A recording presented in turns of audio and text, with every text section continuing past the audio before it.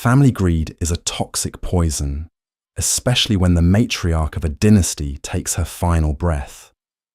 When 92-year-old Margaret Sterling passed away, her wealthy relatives circled like vultures over her sprawling estate, her stock portfolios, and her priceless antique jewellery. But for her favourite granddaughter Abigail, she left something the rest of the family considered an absolute joke. A rotting one-room cabin hidden deep in the damp woods of the Appalachian foothills. Her snobby cousins laughed in her face. Her aunt sneered with disgust. They told Abigail she had been unceremoniously written out of the legacy, but they stopped laughing when Abigail's husband started tearing up the rotting floorboards. What they found, buried in the dirt beneath that shack, didn't just change their lives forever. It exposed a 70-year-old family secret that brought the entire Sterling dynasty to its knees. The mahogany-panelled conference room of Whitaker, Hayes and Penhaligon smelled of lemon polish and expensive leather, though the atmosphere was thick enough to choke on. Outside the floor-to-ceiling windows, the bustling streets of downtown Charlotte, North Carolina, carried on, completely indifferent to the bitter family drama unfolding on the 42nd floor. Abigail Preston sat rigidly in one of the plush, oversized chairs, her hands folded tightly in her lap. She wore a simple navy blue dress she had bought off the rack at a department store 3 years ago. Beside her sat her husband, David, a high school history teacher with calloused hands from working weekend carpentry jobs to help make ends meet. He gently placed his hand over hers, offering a silent anchor of support.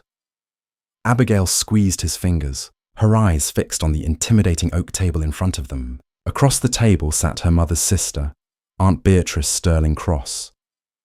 Beatrice was draped in a tailored black Chanel suit, her face a rigid mask of Botox and manufactured grief.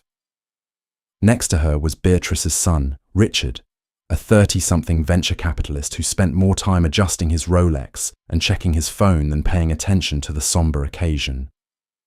They were the heirs apparent to the Sterling family fortune. Margaret Sterling, Abigail's grandmother, had been the shrewd, iron-willed founder of a regional textile and real estate empire. When Abigail's mother, the family's designated black sheep who had dared to marry a working-class mechanic, died of leukemia when Abigail was just 14, it was Margaret who had quietly stepped in.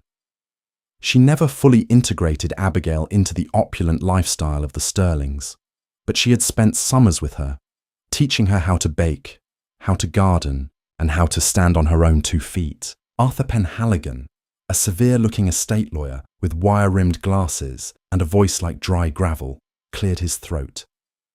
He adjusted the thick stack of parchment papers in front of him. "We are gathered today to execute the final will and testament of Margaret Evelyn Sterling," Penhaligon began, his eyes darting over the rim of his glasses. Mrs. Sterling was very specific in her instructions. She amended this document precisely 3 weeks before her passing. Beatrice shifted in her seat, a triumphant little smirk playing at the corners of her dark red lips. She had spent the last 5 years hovering around Margaret's estate, alienating the home care nurses, and making sure she was the one controlling the narrative. "To my daughter, Beatrice Sterling Cross," the lawyer read, his tone entirely devoid of emotion. "I leave the primary estate in Myers Park, including all furnishings, artwork, and the sum of $4.5 million from my liquid accounts."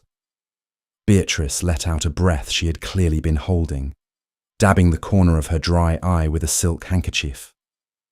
Richard grinned, leaning back in his chair. "To my grandson, Richard Cross," Penhaligon continued, "I leave control of the Sterling Commercial Real Estate Trust and the sum of $2 million. Richard pumped his fist under the table, a gesture so tasteless that David actually scowled at him. "And finally," the lawyer said, pausing. The silence in the room became absolute. Abigail held her breath. She didn't want millions.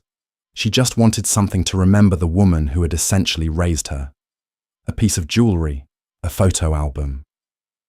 "To my granddaughter, Abigail Preston, I leave the property listed under deed 409-B, located in Rutherford County, known colloquially as the Oak Haven Cabin, and its surrounding 3 acres. The lawyer stopped speaking.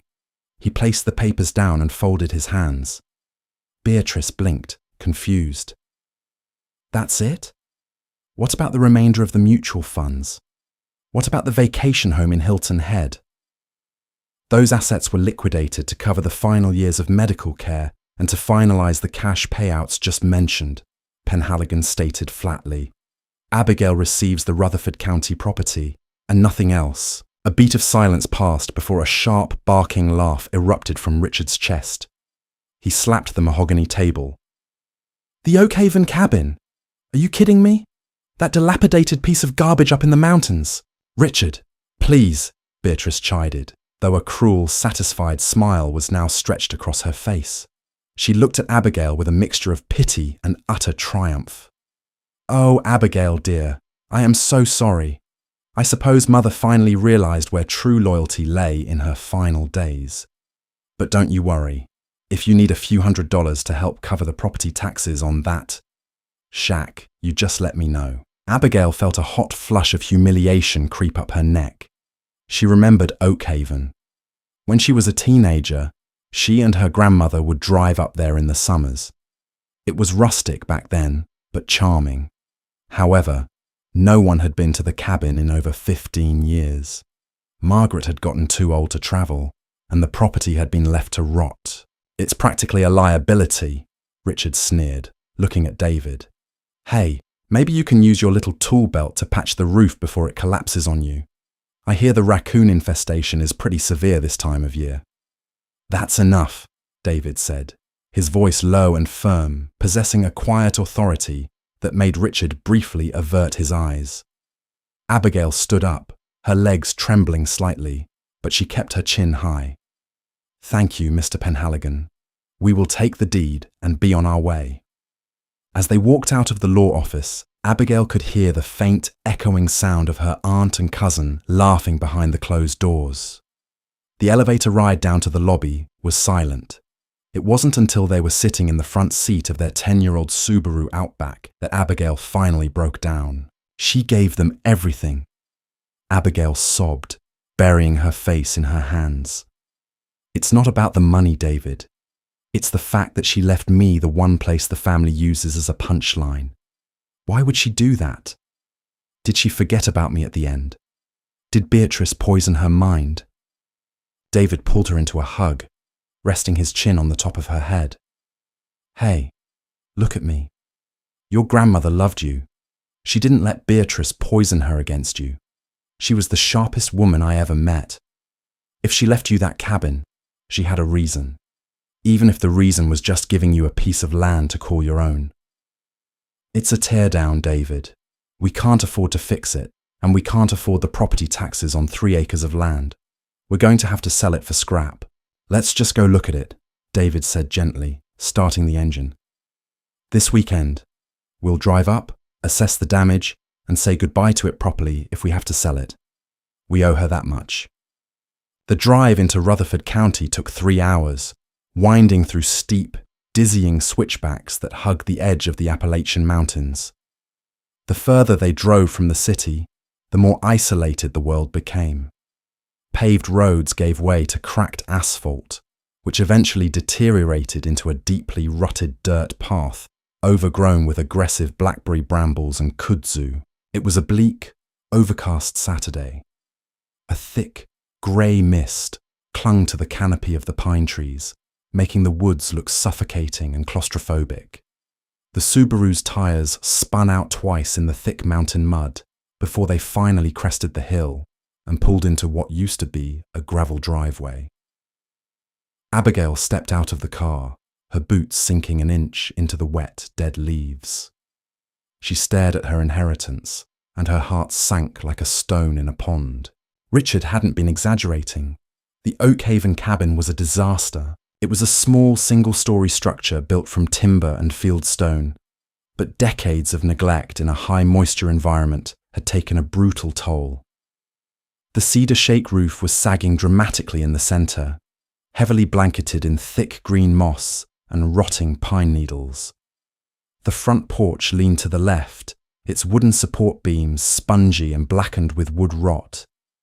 One of the front windows was shattered, a jagged hole covered by a flapping, weather-beaten piece of plastic sheeting. "Wow," David muttered, putting his hands on his hips as he surveyed the structure. Mother Nature really took this place back, didn't she? "It's ruined," Abigail whispered, wrapping her arms around herself to ward off the mountain chill. Tears pricked her eyes again. "I used to sit on that porch and string green beans with her. Now look at it. It's a haunted house." David walked up to the porch, testing the first step with his heavy work boot. The wood groaned but held. The foundation looks like it might still be solid. It's built on a raised stone skirt. Let's see how bad the inside is. He retrieved a heavy iron key from his pocket, handed over by the lawyer the day before, and wrestled with the rusted padlock on the front door. With a loud, grinding screech, the lock gave way. David pushed the heavy wooden door open. A wave of stale, freezing air washed over them, carrying the overwhelming stench of mildew, damp earth, and animal urine. Abigail coughed, covering her mouth and nose with a scarf as she followed David inside. The interior was a single large room that served as a living area, kitchen, and sleeping quarter. Faded floral wallpaper was peeling off the walls in long, sad strips, exposing the darkened, water-damaged drywall beneath. The furniture, a heavy oak dining table, a lumpy sofa, and an old cast-iron wood stove, were covered in thick layers of dust and cobwebs. Animal droppings littered the faded linoleum floor of the kitchen area. Abigail walked toward the back corner, where an old moth-eaten quilt lay draped over a brass-frame bed. She remembered sleeping there, listening to the rain hit the tin awning outside. Now, the ceiling above the bed was stained with a massive dark brown water ring, indicating a severe leak. "This is a total loss, David," Abigail said, her voice echoing hollowly in the damp room. "The roof needs replacing. The walls are rotting. There's no plumbing. The electricity has been shut off for a decade. Richard was right. It's a liability. We have to call a realtor on Monday and just list it for land value." David was walking the perimeter of the room, tapping the walls with his knuckles and inspecting the floorboards. He was in his element now, evaluating the skeleton of the building. "You know, the framing is old-growth timber," David said thoughtfully, squatting down near the center of the room. "They don't build them like this anymore. The superficial stuff is trashed, drywall, insulation, the roof shingles. But the bones? The bones might actually be okay." He stood up and jumped, bringing his full weight down onto the wooden floorboards. There was a loud thud, but the floor didn't bounce or buckle. It was remarkably solid. "David, we don't have $20,000 to renovate a cabin we don't even live near," Abigail argued, feeling a headache building behind her eyes. "I know," David sighed, walking over and pulling her into a comforting embrace. "I know, Abby, but before we list it, let's at least clean it out. There might be some of your grandmother's things here. Photos, keepsakes. If we sell it as a garbage dump, we'll get pennies.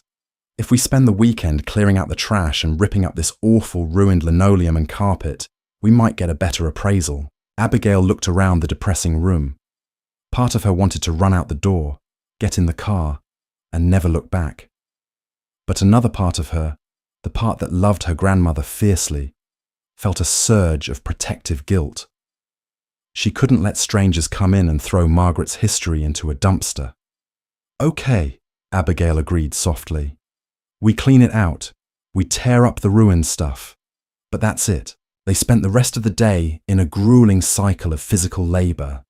They had brought heavy-duty contractor bags, respirators, and work gloves. They hauled the rotting sofa out to the front yard. They bagged up ruined books, smashed plates, and debris.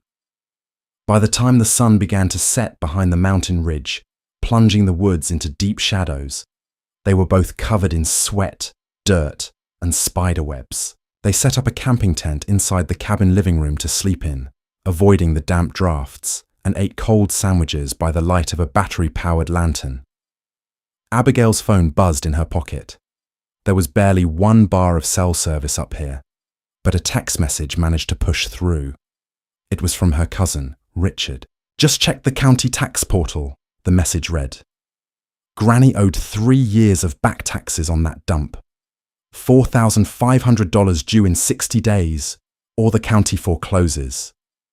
Good luck, peasant. Abigail stared at the glowing screen, her blood turning to ice. She passed the phone to David. He read it, his jaw tightening in anger. "That son of a bitch," David muttered. "Beatrice and Richard control the estate's liquid cash. They could have paid this out of the estate funds before transferring the deed. They purposely left the debt attached to the property to screw you over." "We don't have $4,000, David," Abigail said, panic rising in her chest. "We barely have $1,000 in savings. If we don't pay it, the county takes it, and we get nothing. They set me up to fail. They set me up to be humiliated." "We'll figure it out," David said, his voice hard with determination. "Tomorrow, we rip up the floors, clean this place down to the studs, and we find a cash buyer fast. We aren't going to let them win." The next morning, Abigail woke up with aches in muscles she didn't know she had. The damp cold of the cabin had seeped into her bones. David was already up. She could hear the screeching sound of a pry bar tearing into wood. She unzipped the tent and emerged, breath pluming in the cold air. David was in the center of the room, wearing a dust mask and safety goggles. He had already managed to rip up the disgusting, mouldy linoleum from the kitchen area and was now working on tearing up a section of cheap faux wood paneling that covered the original hardwood floors. "Morning," David said, pulling his mask down. He wiped sweat from his forehead with the back of a filthy glove. "Good news is, under all this garbage, the original oak planks are actually in incredible shape. This wood is beautiful." Abigail grabbed her gloves and a crowbar, joining him on her knees. "Let's get it done. The faster we strip this place, the faster we can get an appraiser up here." For 3 hours, they worked in tandem. The rhythmic crack and groan of nails being pulled from wood echoed through the isolated woods.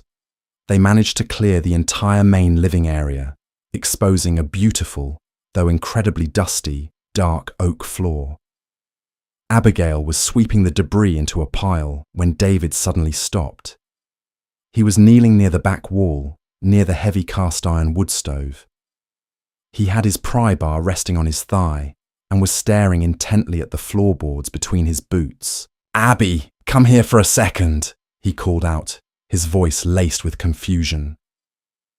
Abigail dropped the broom and walked over. "What is it? Termites. Please tell me it isn't termites." "No, look at this," David said, pointing to a perfectly rectangular section of the floor about 4 feet wide and 6 feet long.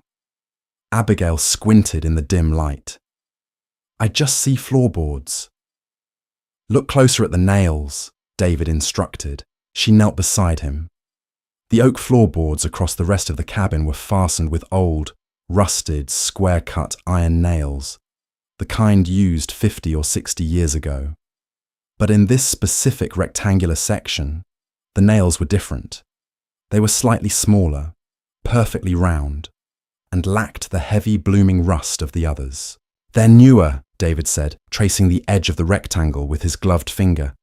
"Someone pulled up this exact section of the floor and replaced the boards, but they were incredibly careful to match the wood grain so it wouldn't be obvious.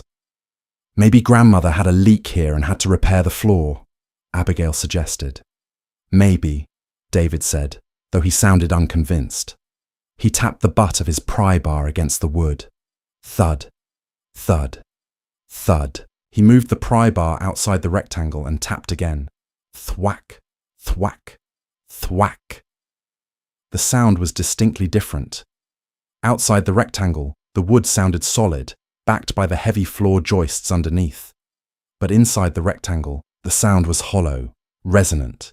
It echoed slightly like a drum. "There's a void under here," David said, his eyes narrowing. "A big one. The foundation under the rest of the house is solid stone and earth, maybe a few inches of crawl space. But under this spot, It sounds like a cavern. A strange sense of anticipation, mixed with a healthy dose of anxiety, fluttered in Abigail's stomach. "What do you mean?" David didn't answer. He wedged the sharp, flat end of his crowbar into the microscopic seam between the newer floorboards and the original floor. He leaned his weight onto the bar. The wood groaned in protest. He applied more pressure, his biceps straining against his flannel shirt. With a loud, sharp crack, the first floorboard popped loose, the newer nails sliding out of the joists below. David tossed the board aside. Beneath it was a layer of thick, heavy black tarp. "A vapor barrier?" Abigail asked, leaning closer. "No," David breathed, tearing a piece of the tarp away. "That's not just a moisture barrier." He grabbed the pry bar and rapidly pulled up 3 more boards, tossing them recklessly behind him. The rectangular hole in the floor grew, exposing more of the black material. David grabbed a utility knife from his tool belt and sliced a long gash down the center of the thick plastic. He peeled it back like the skin of an orange. Abigail gasped, instinctively stepping back. It wasn't dirt underneath. It wasn't stone. Buried flush beneath the floorboards was a massive rectangular door made of heavy, oxidized steel. It looked like the hatch of a submarine, complete with a heavy, recessed rotary latch in the center. The metal was cold and slightly damp, and it looked completely alien amidst the rustic, rotting wood of the Appalachian cabin. "David!" Abigail whispered, her heart hammering against her ribs. "What is that?" "I have no idea," David said, his voice barely above a whisper. He reached down and gripped the cold steel wheel of the latch. "But your grandmother went to a hell of a lot of trouble to make sure nobody ever found it." He braced his boots against the edges of the floorboards and pulled sharply on the steel wheel. It didn't budge. He gritted his teeth, adjusted his grip, and threw his entire body weight backward, pulling with everything he had. With a screech of rusted metal that sounded like a dying animal, the wheel turned. There was a loud hiss of escaping air, stagnant and ancient, breaking a seal that hadn't been disturbed in decades. David hooked his fingers under the heavy steel edge and heaved upward. The hatch swung open on massive hidden hinges, revealing a dark, square shaft plunging down into the earth. A rusted metal ladder bolted to the concrete wall of the shaft led down into pitch blackness.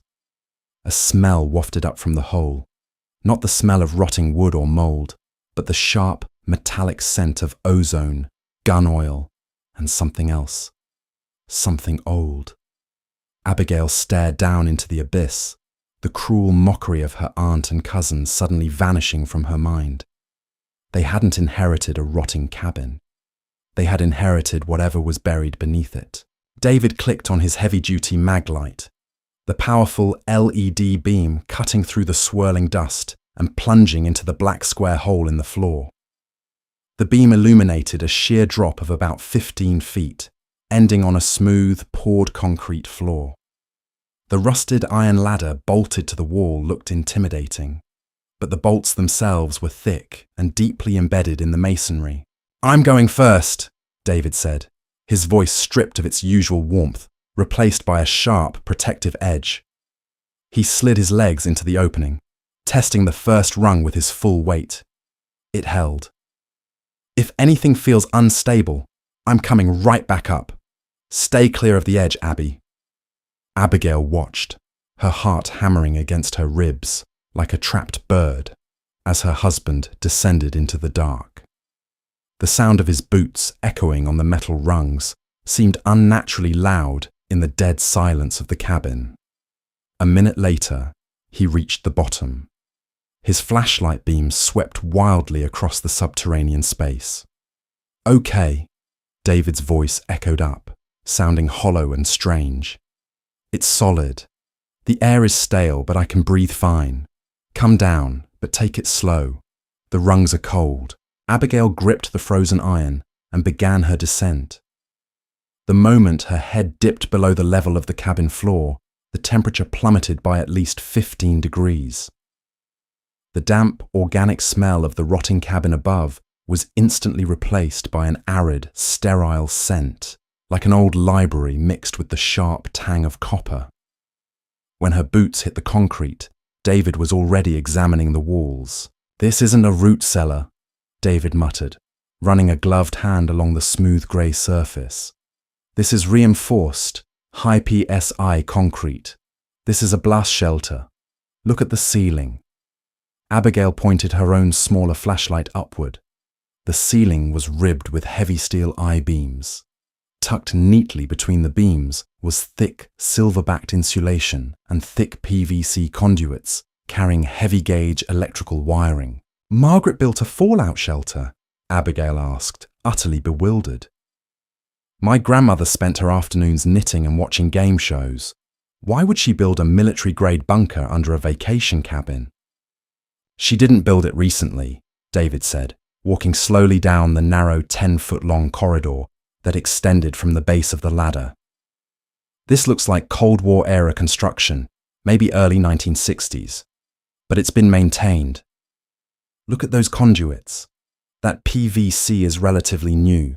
She was keeping this place up." At the end of the short corridor, the space opened into a larger room, roughly 20 by 20 feet. The walls were lined with heavy steel shelving units. Abigail gasped as the flashlight beam illuminated the shelves. They were packed. Dozens of large, olive-drab military surplus crates were stacked neatly on the left side. On the right, plastic storage bins were labelled in Margaret's unmistakable, elegant cursive handwriting. Water rations, medical supplies, batteries, filtration. It was a doomsday prepper's paradise, perfectly preserved in the dark. But it was what sat at the very back of the room that made David stop dead in his tracks. Built seamlessly into the back concrete wall was a massive brushed steel vault door. It was easily 6 feet tall and 3 feet wide, featuring a heavy 4-pronged chrome wheel and a complex mechanical combination dial in the center. It looked like it belonged in the basement of a Federal Reserve Bank, not buried under a rotting shack in Rutherford County. "David," Abigail whispered, walking cautiously toward it. "That's a Mosler safe door. I've seen them in old bank buildings." David approached it, shining his light on the thick steel frame. "This is a TL-30 rated door at minimum.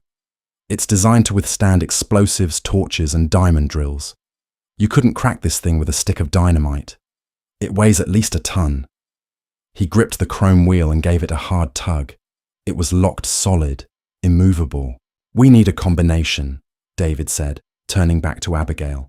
"A 4 or 5 number sequence. Did she ever give you anything? A set of numbers, a birth date, anything?" Abigail racked her brain, her mind racing back through decades of memories. Margaret had never mentioned a vault. She had never mentioned a bunker. She had left Abigail a deed to a rotting cabin and nothing else. "No," Abigail said, panic rising in her chest. "Nothing, just the deed. If the combination isn't down here, we're locked out." "It won't be down here," David reasoned. "If she locked herself out, she'd need it upstairs. Let's go back up. We need to tear that cabin apart. Every floorboard, every piece of furniture we haven't thrown out yet." They scrambled back up the ladder, emerging into the gloomy, grey light of the late afternoon. They spent the next 2 hours systematically destroying the remaining interior of the Oakhaven cabin. They ripped the lining out of the sagging couch, smashed the heavy oak dining table to check for hollow legs, and pulled down the remaining strips of wallpaper looking for a wall safe. Nothing. Exhausted, Abigail sat on a pile of torn floorboards, tears of deep frustration stinging her eyes. "It's gone. Or Beatrice found it years ago and threw it away. We're sitting on top of a bank vault and we can't open it." David leaned against the old cast-iron wood stove, wiping soot from his forehead. He stared down at the stove, his brow furrowed. "Abby, when you were a kid, when you came up here, did your grandmother actually use this stove?" "All the time," Abigail sniffled. "She cooked on it. She heated the cabin with it. I used to sit right there on the rug while she stoked the fire." Did she ever let you clean it out? No, Abigail said, wiping her eyes. Never. She said the ash was too dangerous. She always did it herself. Why? David didn't answer. He grabbed his pry bar and knelt in front of the massive black iron stove. He unlatched the heavy front door, revealing the soot-stained firebox. He shone his flashlight inside. The bottom was covered in a thick layer of hardened, ancient ash. He reached in with the flat end of the pry bar and scraped hard against the bottom iron plate. It sounded distinctly hollow. Gotcha, David whispered. He wedged the pry bar under the front edge of the iron ash plate and pushed down. With a sharp snap, the heavy iron plate lifted. It wasn't the bottom of the stove at all. It was a perfectly fitted false bottom. David reached into the cavity beneath and pulled out a small rectangular object wrapped tightly in thick, fire-resistant asbestos cloth. He carried it over to Abigail, his hands shaking slightly, and placed it in her lap. Abigail carefully unwrapped the grey cloth. Inside lay a small, weathered brass key and a palm-sized leather journal. The leather was cracked and dry. She opened the cover. The very first page contained a single line of text in Margaret's handwriting. For my Abigail. When the wolves come to the door, open it. Beneath that message were 4 numbers: 14320855. The descent back into the bunker felt entirely different this time. The air was charged with a heavy, electric anticipation. Abigail gripped the small leather journal in her hand so tightly her knuckles were white. David led the way. His flashlight beam locked directly onto the massive steel Mosler door at the back of the room. When they reached the vault, David stepped aside. You do it, he said softly. It's your inheritance. Abigail took a deep breath, stepping up to the cold steel. She placed her fingers on the heavy brass combination dial. It felt icy to the touch. She looked down at the journal in her left hand. 14. She spun the dial to the right, passing 0 3 times before landing precisely on 14. 32. She spun it left, passing 14 twice, stopping on 32. 8. Right again, passing 32 once, stopping on 08. 55. Left, stopping dead on 55. She held her breath and grasped the heavy, 4-pronged chrome wheel. She pulled it to the right. For a terrifying second, it resisted. Then, with a loud mechanical clack that echoed off the concrete walls like a gunshot, the heavy steel tumblers inside the door disengaged. It worked, David breathed. He stepped forward, placing his hands next to hers on the wheel. Pull. Together, they heaved backward. The massive vault door, weighing over 2,000 pounds, swung outward with an eerie, perfectly balanced silence on its oiled hinges. The seal broke with a soft hiss. David shined his maglite into the black space beyond the door. It wasn't a large room, perhaps 10 feet deep and 6 feet wide, but it was lined floor to ceiling with reinforced steel shelving. The air inside was bone dry, courtesy of dozens of massive industrial silica gel packets scattered across the floor. On the left-hand shelves sat neat, orderly stacks of heavy canvas bank bags. They were old, the canvas yellowed with age and secured with thick lead seals. On the right-hand shelves sat an array of velvet-lined jewellery boxes and 6 heavy, fireproof document lockboxes. In the centre of the back wall stood a tall grey steel filing cabinet. Abigail walked into the vault, feeling as though she had crossed into another dimension. She reached out and touched one of the canvas bags. It was incredibly heavy, completely unyielding. David, she whispered, open one. David pulled a utility knife from his belt. He sliced through the thick lead seal of the nearest canvas bag and pulled the heavy fabric open. He angled his flashlight down into the opening. A dull, rich, golden glow reflected back into their eyes. The bag was filled to the brim with heavy, solid gold coins. David reached in and pulled one out. It was heavy in his palm, stamped with the profile of a man and a springing antelope. Krugerrands, David said, his voice trembling in a way Abigail had never heard before. South African Krugerrands, 1 ounce of pure gold each. Abby, there have to be 500 coins in this bag alone. And there are... He swept his flashlight across the left wall. There are at least 20 bags here. Abigail felt the blood drain from her face. Her knees suddenly felt weak, and she had to lean against the steel shelving to keep from collapsing. That's impossible. Grandmother didn't have this kind of money. The estate was worth maybe 10 million total, and it was all tied up in commercial real estate and Beatrice's trust. This is off the books, David said, his eyes wide. He dropped the coin back into the bag. This is untraceable, unregistered physical wealth. She hid it. From the IRS, from the lawyers, and from Beatrice. But why? Abigail turned away from the gold, her eyes drawn to the grey steel filing cabinet at the back of the vault. Wealth was one thing, but secrecy of this magnitude required a terrifying reason. She walked over to the cabinet. The top drawer was unlocked. She pulled it open. Inside were hundreds of manila folders, meticulously organised by year, dating back to 1982. She pulled the thickest folder from the front, labelled The Cross Discrepancies, 1995 to 2015. She opened the folder and began to read by the light of David's flashlight. It was a nightmare written in ink. The folder contained copies of bank transfers, offshore account routing numbers, and internal sterling real estate trust ledgers. But they weren't Margaret's ledgers. They were Beatrice's. Oh my God, Abigail breathed, scanning a document that outlined a shell corporation in the Cayman Islands. David, look at this. David leaned over her shoulder. What am I looking at? It's embezzlement, Abigail said, her voice shaking with a mixture of horror and sudden blinding realization. Massive, systemic embezzlement. Beatrice wasn't just managing the family company. She was bleeding it dry. Look at this spreadsheet. She was inflating construction costs on the commercial properties by 30% and routing the difference into these offshore accounts. Millions of dollars over 20 years. If she was stealing from her own family's company, David reasoned, why didn't your grandmother go to the police? Why let Beatrice inherit the rest of the estate? Abigail flipped to a handwritten letter attached to the back of the file. It was written by Margaret, dated 3 years prior. If I expose Beatrice, the scandal will destroy the Sterling Trust.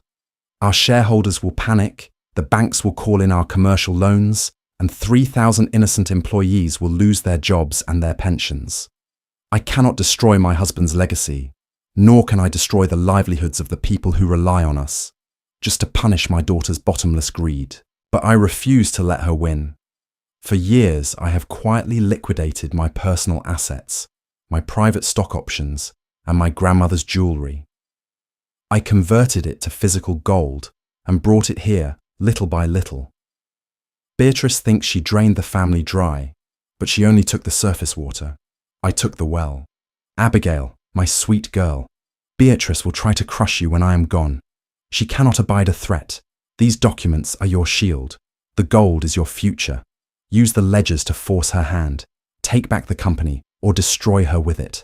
The choice is yours. Abigail closed the folder, tears streaming down her face. Her grandmother hadn't abandoned her. Margaret had orchestrated a 20-year-long con against her own daughter to protect Abigail, setting a trap that Beatrice had blindly walked right into. They weren't just sitting on a fortune. They were holding the executioner's axe for the entire Sterling dynasty. By Tuesday evening, the paranoia had set in like a suffocating fog. Abigail and David hadn't left the property. They had dragged the tent down into the bunker, sleeping in shifts on the cold concrete floor with the Mosler vault door heavily locked from the inside. Every snapping twig in the forest above sounded like a footstep. Every gust of wind sounded like an approaching car. They needed an exact accounting of what they had, and they needed to know how to move it without triggering federal alarms. You couldn't just walk into a Bank of America with £50 of South African gold and ask to make a deposit. David had driven 15 miles down the mountain to get cell service. He made a single phone call over a secure encrypted app to a man named Harrison Locke. Harrison was an independent archivist and high-end estate appraiser based out of Atlanta. He catered exclusively to ultra-wealthy clients who needed discretion above all else, handling unrecorded inheritances, recovering stolen art, and dealing with off-book liquidations. He owed David a massive favor from years ago, when David had helped him quietly restore the structural woodwork of a historically protected, unpermitted mansion. Harrison arrived at midnight in a nondescript black Volvo SUV. He was a tall, excessively thin man with sharp features and a tailored charcoal suit that looked entirely out of place in the damp Appalachian woods. He carried 2 heavy Pelican cases. David met him at the door of the rotting cabin, rifle in hand. Harrison didn't blink at the weapon. "You look terrible, David," Harrison said smoothly, stepping into the ruined cabin. "Lead the way." When they brought Harrison down into the bunker and opened the vault, the normally unflappable appraiser actually dropped his leather notepad. He stood in the doorway of the Mosler safe, staring at the canvas bags of gold and the velvet boxes of jewelry. "Good God in heaven," Harrison whispered. He looked at Abigail with a newfound intense respect. "Mrs. Preston, you have quite literally found El Dorado in a basement." For the next 4 hours, Harrison worked with surgical precision. He laid out a velvet mat on the bunker floor and began pulling samples. He used chemical testing kits, electronic density scanners, and a jeweler's loupe. The Krugerrands are pristine. "Mint condition, late 70s pressings," Harrison murmured, writing rapidly in his ledger. "You have exactly 5,000 ounces of pure gold here. At today's spot price, plus the numismatic premium for their condition, you are looking at roughly $12.5 million in untraceable bullion." Abigail let out a breath she felt she'd been holding for 3 days. $12 million. "Then there is the jewelry," Harrison continued, opening a flat, rectangular box. Inside sat a breathtaking diamond and sapphire necklace that practically glowed in the dim light. "This is a Cartier piece, circa 1920. I'd need to check auction records, but conservatively, the jewelry collection adds another $4 million to the total." "Can you move it?" David asked bluntly. "Can you turn it into clean, usable capital without alerting the IRS or my wife's family? I have buyers in Geneva and Singapore who deal exclusively in private, unrecorded transactions." Harrison nodded, snapping his Pelican case shut. "I can take 10 bags tonight, wire the funds to a secure offshore trust in Abigail's name by Friday, and we can slowly integrate the capital into your domestic accounts over the next year. My fee is 8%. "Done," Abigail said immediately. "Excellent," Harrison smiled. "Now, let's talk about—" Suddenly, a loud, piercing electronic chirp echoed down from the cabin above. David instantly went rigid. He grabbed the rifle leaning against the concrete wall. "That's the driveway alarm. Someone just pulled a car past the tree line." Abigail's blood ran cold. It was 4 a.m. in the middle of nowhere. No one accidentally turned up this road. "Harrison, stay in the vault," David ordered, chambering a round with a sharp clack. "Lock it from the inside. Do not open it until I knock 3 times. Pause, and knock twice. Abby, stay behind me." They hurried up the ladder, the cold night air hitting them as they emerged into the ruined cabin. David extinguished his flashlight. They crept toward the shattered front window, peering through the flapping plastic sheeting. Down at the bottom of the dirt driveway, the headlights of a large black Lincoln Navigator cut through the mist. The engine was cut and the doors opened. 2 men stepped out. They were wearing expensive dark coats, their postures rigid and aggressive. One of them pulled a heavy maglite from his belt, the kind used by police and private security, and began shining it across the property. "Private investigators," David whispered, his jaw clenched tight. Richard sent them. Abigail felt a surge of pure, white-hot anger replace her fear. Her cousin had sent corporate thugs to intimidate them in the middle of the night. He thought they were weak. He thought they were broke and desperate, huddled in a rotting shack, easily bullied into giving up the land. The lead investigator, a heavily built man with a thick neck, marched up the wooden steps of the porch. He didn't bother knocking. He simply kicked the heavy wooden front door open with a violent crash. "Hello!"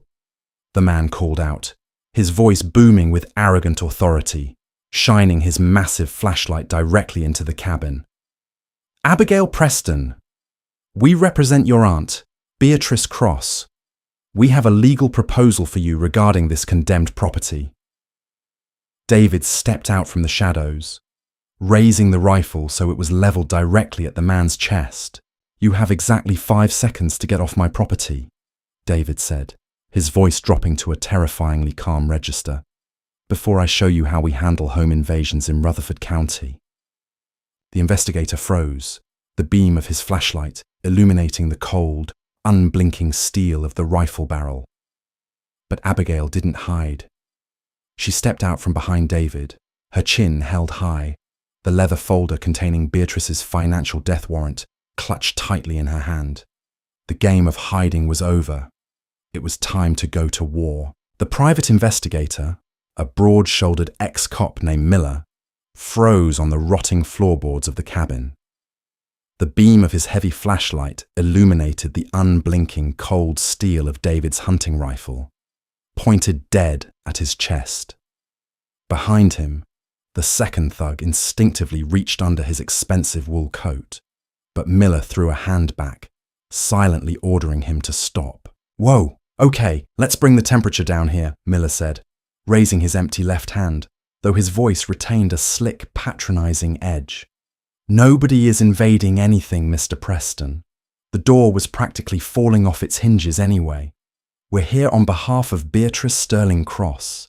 She's willing to offer you a very generous one-time cash buyout for this parcel of land. $10,000, clear of the back taxes.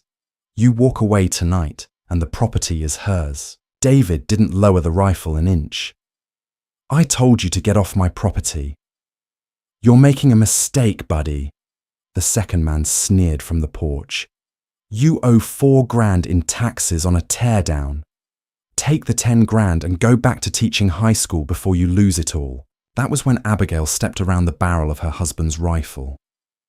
The sheer terror she had felt 10 minutes ago had completely evaporated, replaced by a white-hot, diamond-hard fury. She walked directly up to Miller, stopping just a few feet away. "You work for my aunt," Abigail said, her voice eerily calm, possessing the exact same commanding cadence her grandmother, Margaret, used to silence boardrooms. "Which means you're on her payroll. Are you paid through the primary Sterling Trust, Mr. Miller? Or does she pay you through Crescent Holdings out of the Isle of Man?" Miller's patronizing smirk vanished instantly. His eyes darted to the leather folder in Abigail's hands. "Or maybe," Abigail continued, taking another step forward, forcing the large man to actually step back toward the threshold, "she pays you out of the Aegis shell account in the Caymans, the one she used to siphon $2.4 million from the Southside Commercial Development Project in 2018. The silence in the cabin was deafening. Even the wind outside seemed to stop. Miller swallowed hard.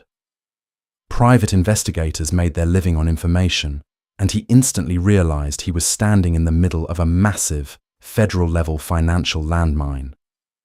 "I don't know what you're talking about, lady," Miller said, his voice dropping an octave, the arrogance completely stripped away. "I have 20 years of original, handwritten ledgers, bank routing numbers, and falsified invoices," Abigail said, holding up the folder.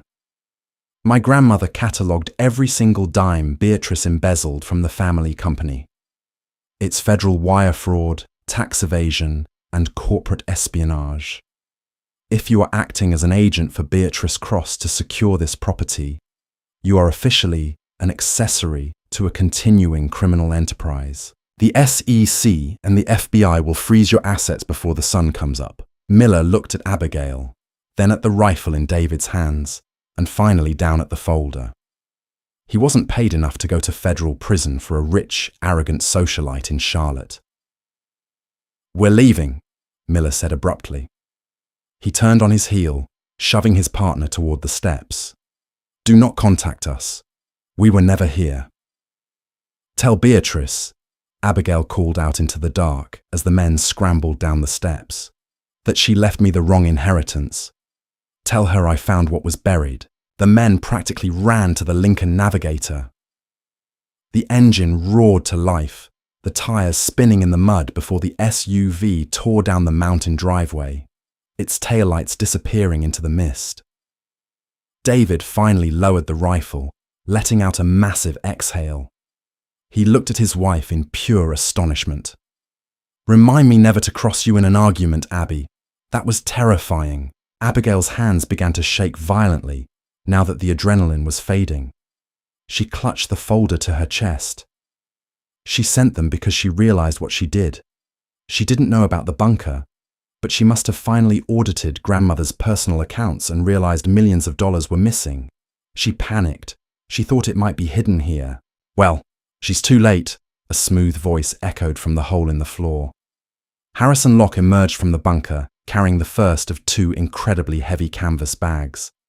He looked completely unbothered by the armed standoff that had just occurred above his head. "I have packed 10 bags of the Krugerrands and the Cartier collection. That's roughly $6 million in initial capital. I'll leave the remaining gold secured in the Mosler vault. I suggest we get moving before your aunt decides to call the actual police and make up a trespassing charge." By 5 a.m., Harrison's Volvo was loaded, and the remaining gold was securely locked back inside the impenetrable underground vault. They obscured the trapdoor, nailed the floorboards back down as best they could, and drove down the mountain.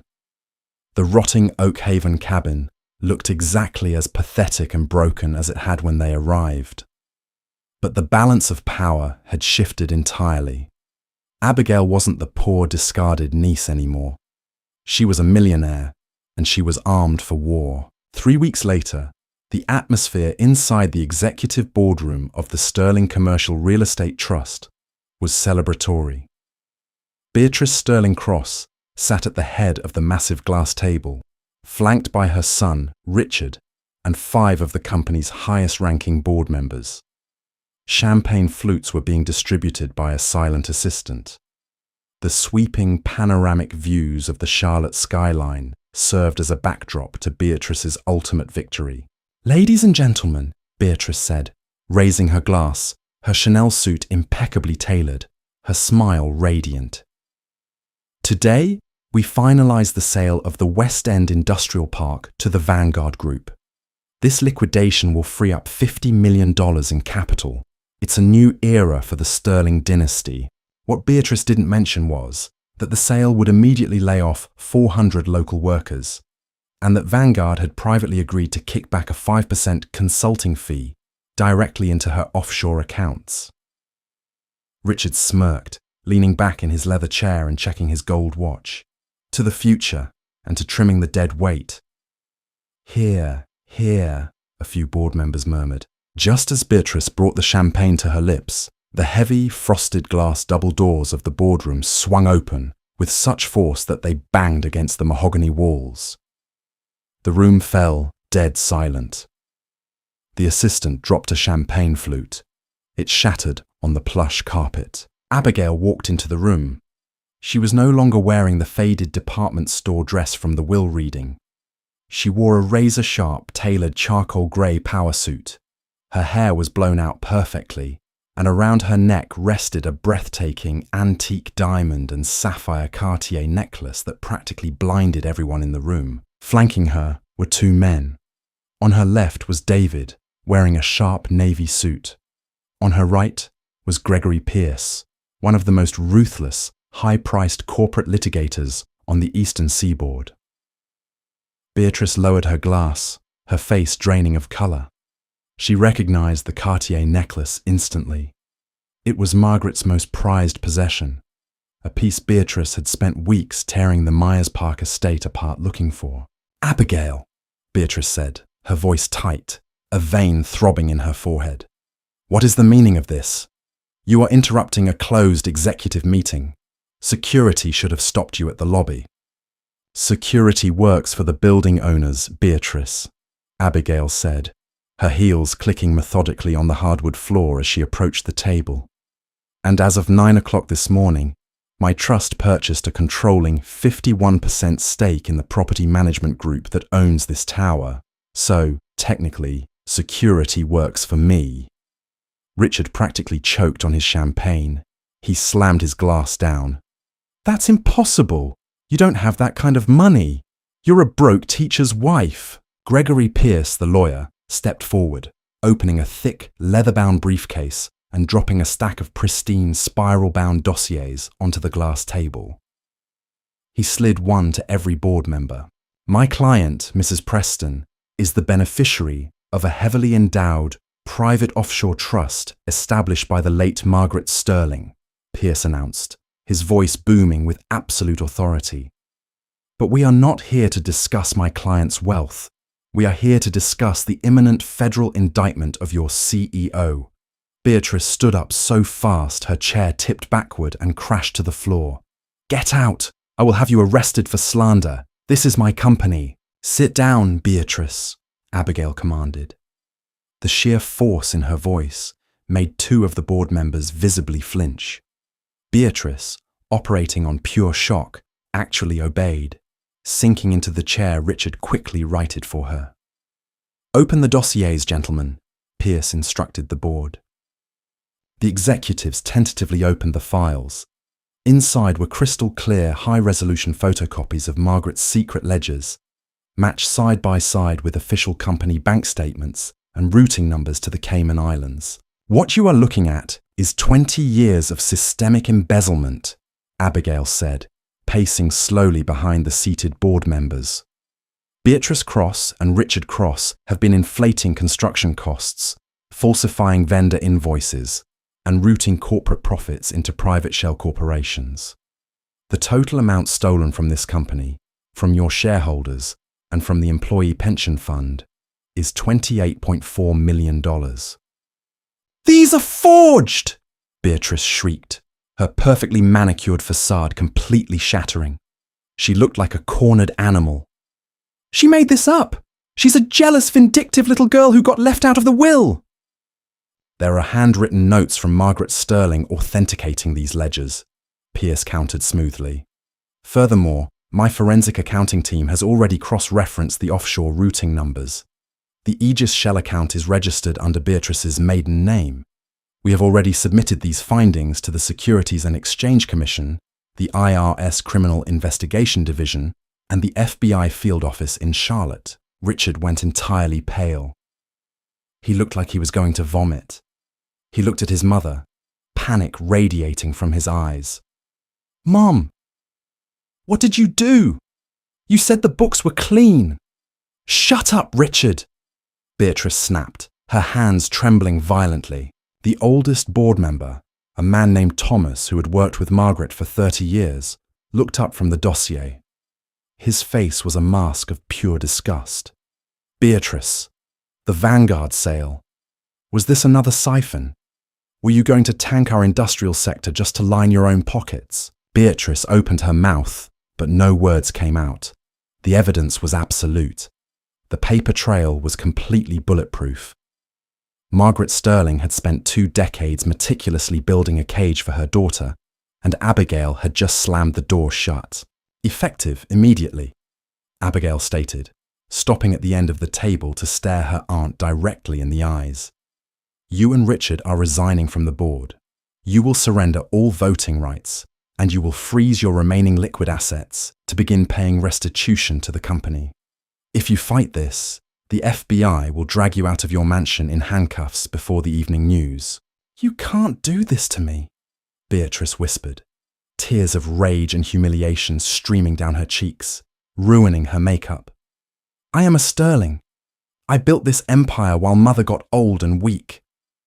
"You didn't build anything, Aunt Beatrice," Abigail said softly, the pity in her voice cutting deeper than a knife. "You are a parasite, and Margaret knew it. She left you the estate because she knew your greed would blind you to the real trap. She left me the Oakhaven cabin because she knew I was the only one who actually loved the memories there rather than the price tag. She left me the sword, and I am using it." The collapse of Beatrice and Richard's reign was swift, brutal, and entirely public. Despite Abigail's offer of a quiet resignation, Beatrice's ego couldn't handle the defeat. She tried to move her remaining funds offshore and flee to non-extradition territory in the Caribbean. The FBI, already tipped off by Gregory Pierce, intercepted her at Charlotte Douglas International Airport.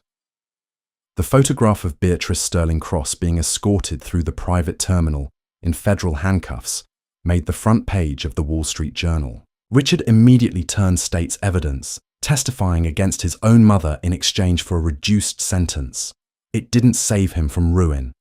The government seized his trust fund, his sports cars, and his penthouse to pay off the massive tax penalties. He was sentenced to 3 years in a minimum security federal facility, banned for life from acting as a corporate officer. Beatrice, unrepentant to the bitter end, was sentenced to 12 years in federal prison for wire fraud, embezzlement, and tax evasion. The Sterling Commercial Real Estate Trust was heavily rocked by the scandal, but it didn't collapse. Abigail, utilizing the liquid capital from the Krugerrands and the Cartier jewelry, which Harrison Locke had masterfully laundered into legitimate taxed offshore trusts, stepped in. She purchased the discounted stock that plummeted during the scandal, gaining a controlling interest in the company her grandfather had built. She didn't take the CEO chair. She knew she wasn't a corporate shark. Instead, she appointed Thomas, the loyal board member, to run the day-to-day operations with a strict, transparent mandate: protect the workers, rebuild the pension funds Beatrice had pillaged, and halt the predatory liquidations. 6 months after the fateful reading of the will, Abigail and David drove back up the winding, muddy mountain roads of Rutherford County. The Oakhaven cabin was gone. In its place, an incredible transformation was taking place. A team of high-end, bespoke mountain architects and builders were framing out a stunning, modern timber frame home. It featured massive, floor-to-ceiling windows looking out over the Appalachian ridges, a wraparound stone deck, and a beautiful sweeping roofline. David parked his brand-new heavy-duty truck, a modest upgrade from the dying Subaru, and they stepped out into the crisp mountain air. The smell of fresh-cut cedar and pine filled the clearing. "The foreman says the roof will be finished by next week," David said, wrapping his arm around Abigail's waist as they watched the workers. "And the new foundation is poured. But they followed your instructions exactly." Abigail smiled, leaning her head against his shoulder. "Good." Beneath the new, sprawling footprint of the multi-million-dollar mountain estate, the original concrete blast shelter remained completely intact. They hadn't filled it in. They had integrated it into the basement of the new home, upgrading the air filtration and polishing the massive Mosler steel vault door. It wasn't a bunker anymore. It was a secure wine cellar and a private archive. Inside the vault, framed behind museum-quality glass, hung Margaret Sterling's handwritten leather journal, alongside the very first South African Krugerrand David had pulled from the canvas bag. They were reminders, a tribute to a grandmother whose love was so fierce and whose intellect was so sharp that she had reached beyond the grave to protect her family and destroy the rot that threatened it. "Do you think she'd be proud?" David asked softly, squeezing her hand. Abigail looked up at the blue mountain sky, taking a deep breath of the clean air. The heavy weight of her family's toxic legacy was finally gone, replaced by the solid, unshakable foundation of the truth. "Yes," Abigail said, a profound peace settling over her heart. "I think she's finally resting easy. And that is the incredible story of the Oakhaven cabin. What started as a cruel family joke turned into a massive 20-year master plan to take down a dynasty of greed. Margaret's genius proves that you should never underestimate the quiet, observant matriarch of a family, and Beatrice learned the hard way that karma always comes to collect. If this story had your jaw on the floor, please smash that like button and share this video with your friends who love a good underdog revenge story. What would you have done if you found a secret bunker full of gold? Let me know down in the comments. Make sure you subscribe to the channel and turn on notifications so you never miss another crazy true story. Thanks for watching, and I'll see you in the next one.